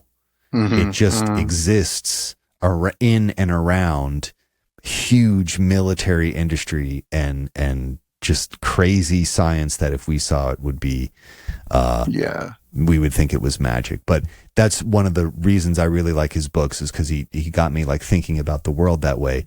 And because I look at the world that way, it's hard for me to see anything that's going on in the world as some kind of like agenda to keep us. I don't know. Some people say if aliens come or like we finally as a human race acknowledge that they're aliens, like we're gonna evolve. And I don't think that's the case. I don't necessarily think it's gonna help our worldview, and I don't think we should be hoping for the aliens to solve our problems. Like humans, we should be able to solve the human problems. And there's a piece of me that's like, if there are other races of beings out there, I were them, I wouldn't want to interact with us because we're volatile. You know, or if they did interact with us, I could see how it's just like stirring the pot. Or like, you know, is what I'm saying making any sense here right now, or is it a little tangential? No, but it's something I think about a lot, which is, you know, you live in this world for long enough, you begin to see things through a more spiritual lens. It's just what happens with the UFO topic because it's also weird. And I was speaking with a guy called Joseph Firmage last night. He's ex-software CEO who got deep into the UFO world. And we were just talking about like, what is the meaning and purpose of life? And I think a lot of it has to do with your own personal agency, the decisions you make to do the right thing and to live the right way. And I really believe there is something there. And I suspect that, you know, it's very disheartening to look at the world and to think no matter who I vote for, everything goes wrong. I try and go in this direction, but this goes wrong. And these wars keep happening. It's like maybe the mechanisms for human transformation are not politics or business. Perhaps the mechanisms for, you know, planetary transformation are right in front of us, which is our own personal agency. And I say that as if like I have all the answers, but do you know what I mean? Like maybe we are just one moment away from complete reality change. But the problem is that the way that we see the world has been shaped by generations of kind of expectation out there, rather than looking inwards and saying, what can I do? How can I be the right person? So I am inclined to wonder, not only would they not want to touch our planet because we're mental, maybe maybe there's something out there that's quietly hoping that we're going to figure out what we're supposed to be doing, right? It's not, we shouldn't be waiting for external help. Maybe the help's already here. God, I sound like some sort of weird spiritual guru, but it crosses my mind. Well, and like this, we're talking about 20 years ago, 30 years ago, maybe this was crazy to openly contemplate these things, but these are valid contemplations at this point. They are. Yeah. And again, like UFOs aside, we're having that same existential spiral with AI right now. We're literally watching that play out. And, to me, it's funny that they're happening at the same time. You know, was it by design? I don't know, but it is hilarious that it's happening at the exact same time. And, to touch on your point, James, as well, like, it is legitimate. Like, I berate myself just because sometimes you say these things and you feel like you're being too grandiose or something. But, look at the stuff that's coming out. Like, remote viewing is viewed as a legitimate thing. Now, we have the telepathy tapes, like these unbelievable testimonies of people non-verbally communicating. We have quantum physics, which tells us, and I'm not a physicist, but we all know what it tells us, which is that our consciousness affects reality, not the other way around. All of these things are here percolating, kind of hinting at us that potentially our capabilities as a species haven't been tapped into. So I do think we have a right to be optimistic, but you'll never be optimistic if you're looking for the help out there, I think. Yeah. I mean, that is a really good point. And again, that why is even having that, being able to get to that kind of an epiphany, why is that seen as dangerous by the powers that be? And that's self-explanatory. Like they don't want people thinking that. They want people thinking they need the power structure and to follow the orders. That's what's worked up until this point. But has it really? Has it worked? Yeah. These are all valid existential concerns and questions that we should be contemplating, because the life the world that we grew up in is gone. We're never getting that back. That's gone. And the world that we're going into is a world that, at least in this era of humanity, no one has experienced yet.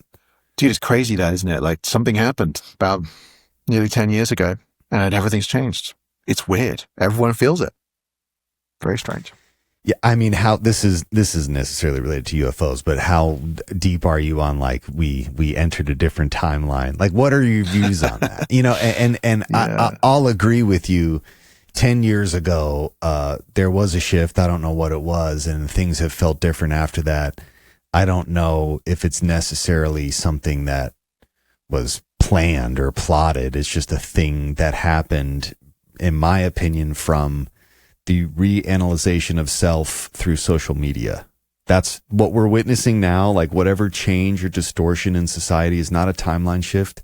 It's the disease from people having self-absorption in the form of social media. But go ahead. I think I agree with that. I don't know about timelines because, like, I'm not a physicist, but like I made a video at the start of the year which was all about this kind of apocalyptic rhetoric which is dripping into our world.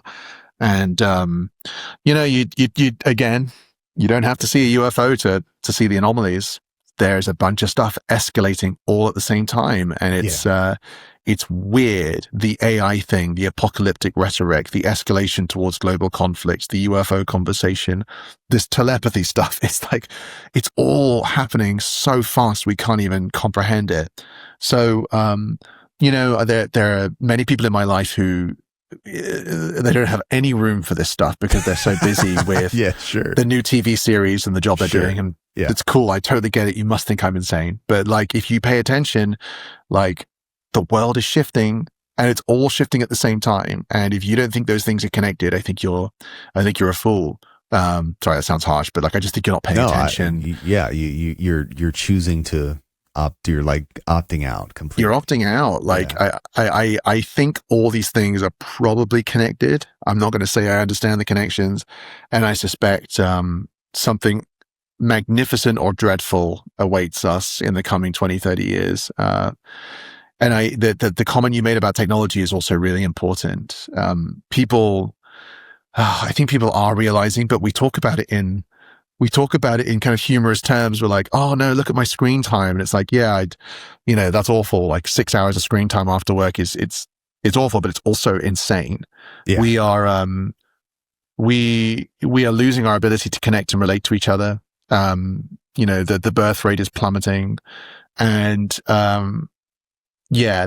this is if you were to talk about like timelines, the introduction of technology into our planet under this aggressive capitalist model is a devastating combination of stuff. And there's a lot of science out there which doesn't get into the mainstream, which really shows how damaging this is on so many levels. So I recently got a new smartphone. It's called the Balance phone, which just removes all of those addictive apps. And I just want to tell like anyone who's listening to this, if you're considering making a move to like a dumb phone to get away, do it. Like, it's changed my life. This year, I had been 10 times as productive just by removing Instagram and all that stuff from my phone. Distractions. Like, dude, my screen time's down to like 1 or 2 hours a day maximum. Wow. Whereas it was like sometimes, 5 hours and above, or on a bad day worse. So, reclaim your life, because like this is happening and you have to have agency over it. He says, staring into a webcam. But I mean, there's only we can't get like, dude. Okay, so my background is an audio engineer, and I wanted to learn. That's why your microphone sounds so good, man. It's like my thing. This is what I do. So I wanted to learn how to do it so that I wouldn't have to pay for studio time, right? And I learned how to do this stuff right as analog audio recording was dying. And like all my professors were like, you're doomed. This industry's over. And it's not over. It just took a new form with technology. And to be honest with you, the technology allows flexibility in recording that they could have never had. Anyways, the whole point of me saying any of this is I don't want to be the kind of person who's completely shut off from technology, because I appreciate the things that technology allows me to do, allows me to be more productive, and so there's so many things that just my recording rig allows me to do that I wouldn't trade anything for. That being said, I don't necessarily like, especially with the phone, it's like a phone. If I want to play video games, I'll play video games. If I want to write a document, I'll sit at my computer. If I want to make a call, I'll use my phone. It just really concerns me how everyone, this is now the Oracle. There's a couple, this is very tangential, but it kind of relates. So there's the idea that maybe whatever we're interfacing with is us from the future trying to come back and do something, back to the future us, And I have thought this for a long time, that over the course of 100 years, what is humanity going to look like? And like, I live in New York. I see this every day. I don't listen to my phone on the train. I don't look at my phone on the train. And if you get on a subway train, everyone's head is cranked down like that, just staring at that phone. What's that going to do to our necks over time? What's it going to do to our eyes? The blue light, the flickering LED light, it's super destructive, not only to the constructs in our eye, but the chemical processes in our brain. It's super disruptive. Fucks the whole thing up. The earbuds that we like to wear and blast our music super loud, those are super destructive. Human ears were not meant to be pummeled like that every day for hours a day. Yeah. Like, what is humanity going to look like? And it's just a joke that I've always had, that over enough time, we're not going to move. We're going to be like slouched over. We're going to further interface with technology. we're just going to become the gray aliens. Like our skin is going to become shriveled and pale, and our body mass is going to shrink because we just don't need it. We're going to be so interfaced with technology that we'll just think things and that will happen, which will happen in our lifetime. We're going to see the human brain interface. That is going to be a very common thing in the next couple of years. And that is something DARPA was working on in the 70s, growing little brains in petri dishes around circuitry. It's crazy. So, a lot of these things, we can say that a lot of these ideas are crazy, but what is always crazier to me is like when you look into a lot of these topics, they were doing crazier stuff than you and I can even imagine. Like the things that we can pull up as examples are wild, but they pale in comparison to the stuff that we're not hearing about for sure. This is the whole thing about the motivations for secrecy. Like, just people don't even realize the sheer amount of money that has been spent researching stuff in secret, because that's exactly what you would do. So, and it's like you said, it's all angles, right? It's mind control, it's weaponry, it's anti-gravity, it's everything you can imagine. I mean, what is it? Operation Often was they were looking at like using spiritual seances and Ouija boards and all this stuff, because they were like, well, let's throw caution to the wind here. If there's some outcome we can generate from this, why not? And who knows what they discovered in terms of using those ancient mechanisms for contact, right? So, there's so much stuff out there, and this is the thing, man. You pull back the curtain a little bit, and you're like, can't look at the world the same way anymore. Yeah, the illusion is not doing it for me anymore. And I've always found reality to be more exciting than fiction. But you also bring up a good point, and these are two worlds that are converging relatively recently in a way that they weren't congealing at all 20 years ago, but like deep esoteric stuff and the alien lore. And you kind of just said, people have been communing with intelligences, disembodied intelligences for a long time. There's a piece of me that's also willing to, for a while the narrative was these secret orders and these mystic traditions, they were, trying to funnel us toward a one world government. And recently it's kind of been hijacked to be like they're trying to, they were actually communicating with the aliens, and the aliens, that's how they're propelling society's development on planet Earth. But like really, again, like when we look into it, a lot of those organizations or a lot of those traditions and practices, like they were following some kind of protocol to commune with a higher being, and that was certainly influencing their beliefs. And then the members of those orders, just circumstantially, were also high-ranking members in militaries or governments and able to actually propel society in that way. So I'm interested in kind of your take on any of like the deep esoteric stuff. This would be like beyond just Jack Parsons and OTO. This is like mystery traditions from every culture all around the world, propelling society, thinking they're communicating with some divine, and in reality it's aliens or their branch of alien, like you were talking about before. Yeah. Well, I mean, like, I feel like it's undeniable that we have a historic tradition of people using ritual mechanisms to try and establish contact. I mean, that is just a tradition that exists, whether you believe that the contact is real or not. The nature of that contact sometimes overlaps as well. There's like consistencies between cultures and experiences. So the idea that a tradition has existed which guards some of the knowledge of how you do that makes sense to me. We have, like you said, the mystery schools, which go back. It's a rabbit hole I want to go down, is to just keep pushing back into those mystery schools to see, what we can make sense of. But I certainly think there's something to that. I watched Jesse Michael's video on the occult NASA stuff a few weeks ago. Well, and that's like one manifestation. That's like a modern, like it traveled all the way from back in time and made it right there at that point when they were doing what they were doing. I mean, and that stuff's nuts. It's noting. Nuts. It's worth noting. Yeah. Yeah. Sure. I mean, I remember I was reading a book. I don't know where it is, but it was by a guy, I forget his name, but he was very interested in kind of all of this occult space stuff. And people had kind of discredited him a little bit and whatever, but I read it and it had some of that stuff in there and I was like, well, that's interesting. But the way Jesse presented it, you look at that and you're like, what is going on here? Because it's not just superficial occult symbolism. Okay. It's not just like super overt.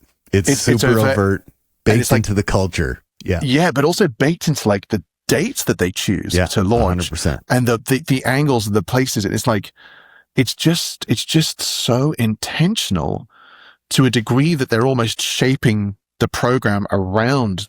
I mean, that is what's going on. Yeah. And so, but what I'm still kind of shocked by what was presented there, because if it's real, and I haven't gone back to all the sources, but you know, he's a pretty legit guy. If that's real, the implications of it are so insane. It means that, you know, you were saying a moment ago about how advanced science could be reinterpreted. People would be like, that's magic, but it's almost like we're bringing magic into science. It's like the other way around. We're building, we're literally using these mechanisms, these occult practices to try and achieve something. But what is it?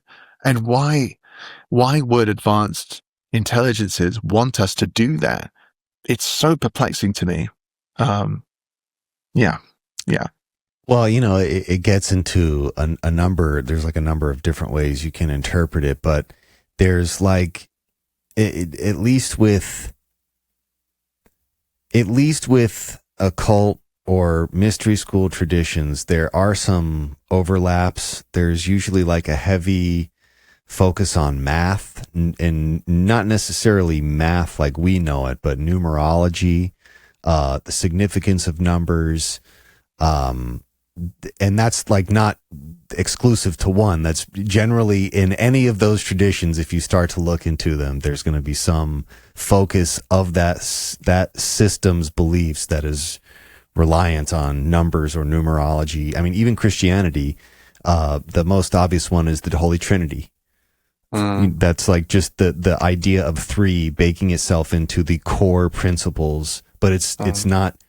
Yes, one of the metaphorical interpretations of the Holy Trinity is Father, Son, Holy Ghost. Three, the number three, and the fact that it's three and it's triune, that is also like, again, that goes, there's a lot of overlap across cultures, across time.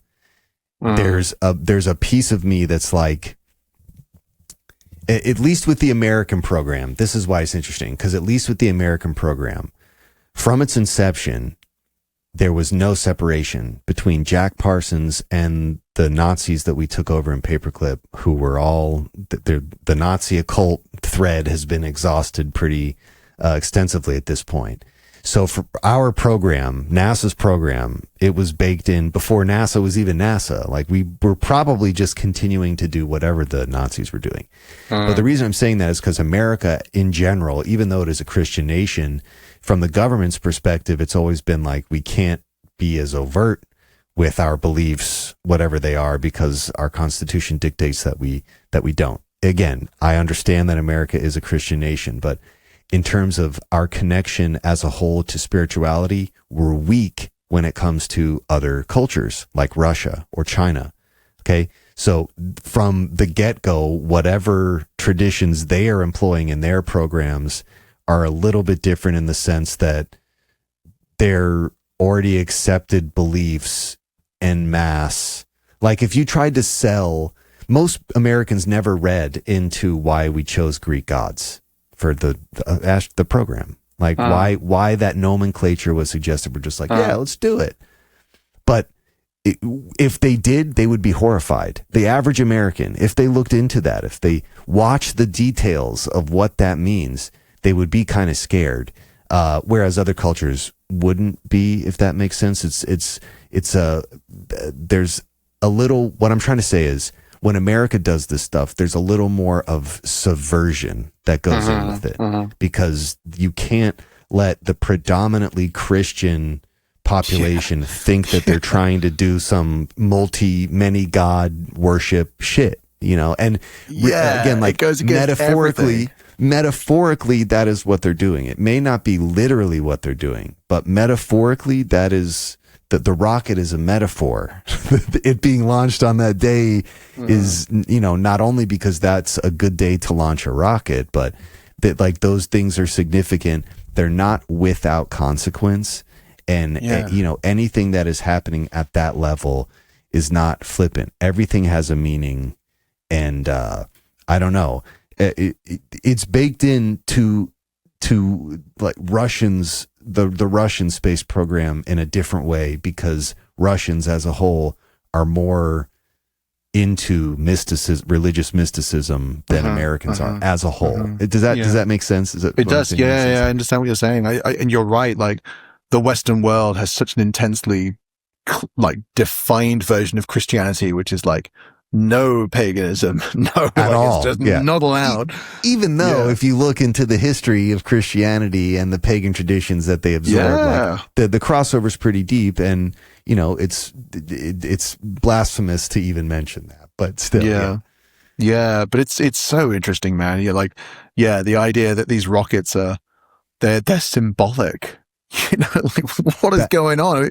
It's 2025, and I'm looking at our space program as like a giant occult ritual. It's like, and I'm not insane. We're not insane people, but like, the evidence is there that there is all of this weird stuff going on. Oh man, then you're just like, how do I understand all these other things that are being said? And this is what I mean to say is, like, I am absolutely willing to entertain that for literally hundreds of years there have been, like, esoteric groups, whether aligned or warring or whatever, pushing forward this agenda. We used to think it was the Illuminati. That's what it got called. It's the Illuminati, or it'd be called the New World Order, one world government kind of. That's what it used to be. But you could also look at that through the lens of, it was disembodied intelligences aiding society. Like, and when you look at the stuff that humans have done to emblazon the principles from those esoteric traditions, the pyramids, like, so much of American architecture. So we could go to almost every city in the world and find a building that was built with an alignment to a star. You know what I mean? Like, this stuff is baked in, and there's an argument that I'm willing to entertain that many of these groups have been ushering this thing along. It is feasible. It's possible. Not to say that it is for sure the case, but when you look at when you look at the influence that a lot of those traditions have had on the world as a whole, and even the idea of a ritual, like, we like to think that rituals are these things that pagan groups practice, but people don't realize, like, you go to church on Sunday, that's ritual. You go to anything with any form of pageantry or ceremony, and that is a ritual, like, in the loosest definition of that thing. So when we start talking about things like rocket launches being rituals, it's very possible. And when you look at the amount of energy they go in to model it the way that they do, it's like, there's no way that this isn't. It's significant. They clearly have put some thought into this, and they named it this thing because it represents what it's going to be doing in space. I don't know. That is very wild. And do I remember in that video, was he talking about Prometheus and the role of Prometheus? Was that? Yeah. Because that's also a huge thing that people often don't grasp, is like, Prometheus in Greek mythology is this kind of like friend of humanity. But the equivalent in Christian theology is Lucifer, Satan. So it's like, the implications of this worldview directly confront Christian reality. And this is like, as we've been talking, I'm just so conscious. And if I could speak to the people behind the curtain, one of the questions I'd have is, what is this tension here between kind of like an anti-Christian pagan worldview and this kind of Judeo-Christian thing, how did they connect? Is it the case that the people behind both of those things they're all mystics, like the Kabbalah, underneath the Judeo-Christian worldview that for these elites is really a mystical version of it, which then can connect with all of this other kind of neo-pagan stuff that we're seeing? Because I find it perplexing, and especially the Nazi influence as well. Like, how does post-war Nazism exist in this context? Yeah, you know, it's not so crazy when you start to think about, like, every organized religion has a mystery school. Every single one. You and I might not know about it because we're on the surface level, right? We weren't invited.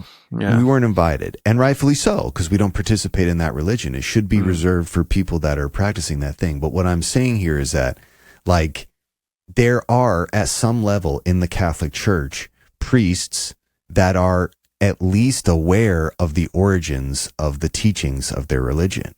And it is their duty as being the arbiter of that information to make sure only certain people understand that.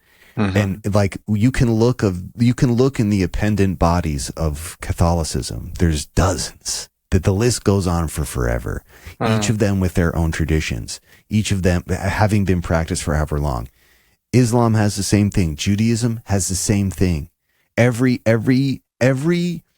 culture, every system of belief ultimately can funnel down to, there is some group of people somewhere that have like this specific interpretation of what those teachings are. And does any of that make sense? So like a tradition. Yeah.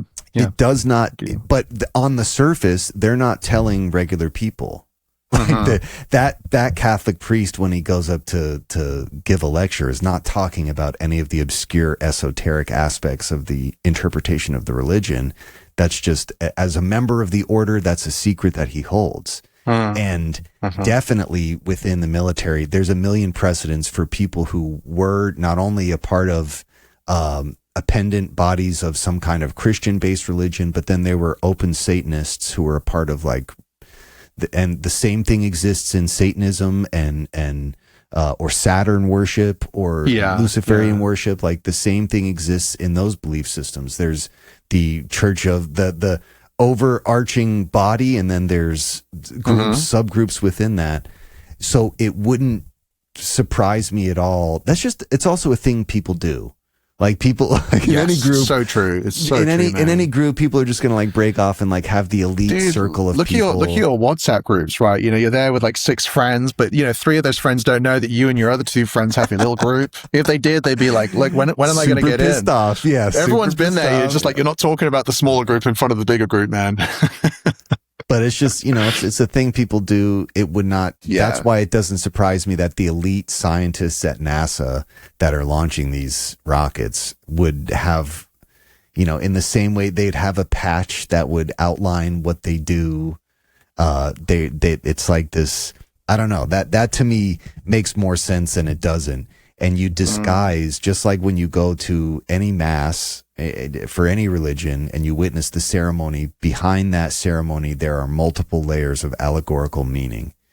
But it's presented to the masses. The masses don't need to understand the deeper complexities of the allegory here. They just need to be here and witness and obey. And it's like that. Only the enlightened few will have that understanding. The classic example is the dollar bill, right? It's like, you know, everyone's just busy buying their stuff, but you look on the back, I mean, a lot of messages in there. Yeah. There's a lot of messages, man. Like, this is the stuff that, you know, it really makes you look around, and like you were saying, all the architecture, all of these symbols are everywhere. It's everywhere, and it has meaning and purpose. And the world is a fascinating place. And, you know, worst case scenario, if everything does go to shit, like, at least it's interesting. You know? Yeah. At least I'm going to die, like, with an endless amount of research to do. It's great. 100%. I mean, honestly, that's probably a great way to bookend the conversation for this time. But I do feel that way. Like, even if it does end up in some kind of, you know, implosive scenario, like, dude, what a cool time. Like what we got to witness that. Of all the times we could have been alive, we get to be alive for that. We kind of won. So, Yeah, right on, man. Dude, I want to give you a couple minutes. First of all, thank you again for doing this. This conversation was awesome. I had a really great time talking to you. Yeah, me too, man. Yeah. I want to give you a couple minutes to kind of give people shout out yourself, shout out what you want people to go check out, and then we'll have to figure out once there's some more UFO news and updates, we'll have to coordinate another one. Yeah, right on, man. Well, yeah, let me just put the pulse back to you as well, James. I think as I'm kind of promoting my own stuff, I think there's one thing that we would have in common. I see it with other people is there's a nice space growing right now in the community where you don't have to believe disclosure is all legit, but you also don't have to dismiss it. There's a space where people are saying, I'm interested, let's question it, right? So I really enjoyed talking today because we don't have to say like, this is definitely true. It's we're all speculating and we're all examining this space. And my channel is kind of about that. I just want to explore what on earth has been happening for the last 10 years. So if you want to find out more about that, just go to Jason Samosa. It's up on the screen right now. Links will be in the description too. Yeah, like I'm exploring all sorts of topics at the moment, whether it's this weird story about human alien hybrids, what's really going on with Israel, also the inside workings of disclosure and all these different groups and factions I was talking about. That what I really am aiming to do is not just repeat what people have said before, but to go a level deeper because we've got enough UFO information. It's time to piece it all together. So if you're into that, I'd be happy to see you over there, and always just thrilled to see people enjoying the content. Yeah, it really is amazing. And again, I cannot recommend it enough. The descriptions or the link to his channel will be in the description. All the videos on there are money. And again, they're just the most well thought and balanced explorations of like your Tom DeLonge timeline. Incredible. It is the best. I've watched so many videos to try and give me like a definitive run of what happened there and the players involved, and like nobody has it. So that you're just doing invaluable work. I really love the quality of the content. Having watched them all from beginning to end, they're just like leveling up in all these delightful ways. So I can't wait to see what else you come out with and how else you melt my mind. Thanks, James. I appreciate it, man. That means a lot. All right, folks, this has been the Totally Legitimate Business Podcast. Thank you for checking in, and we'll catch you on the next one. See y'all. This has been the Totally Legitimate Business Podcast. The end. With your host, James Oliva. Executive producers, Clint G and James Oliva. That's obnoxious. Sound design, mix, and master by James Oliva.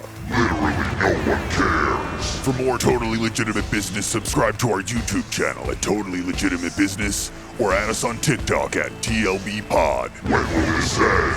Thank you for listening. Now get back to work. Move it along, buddy.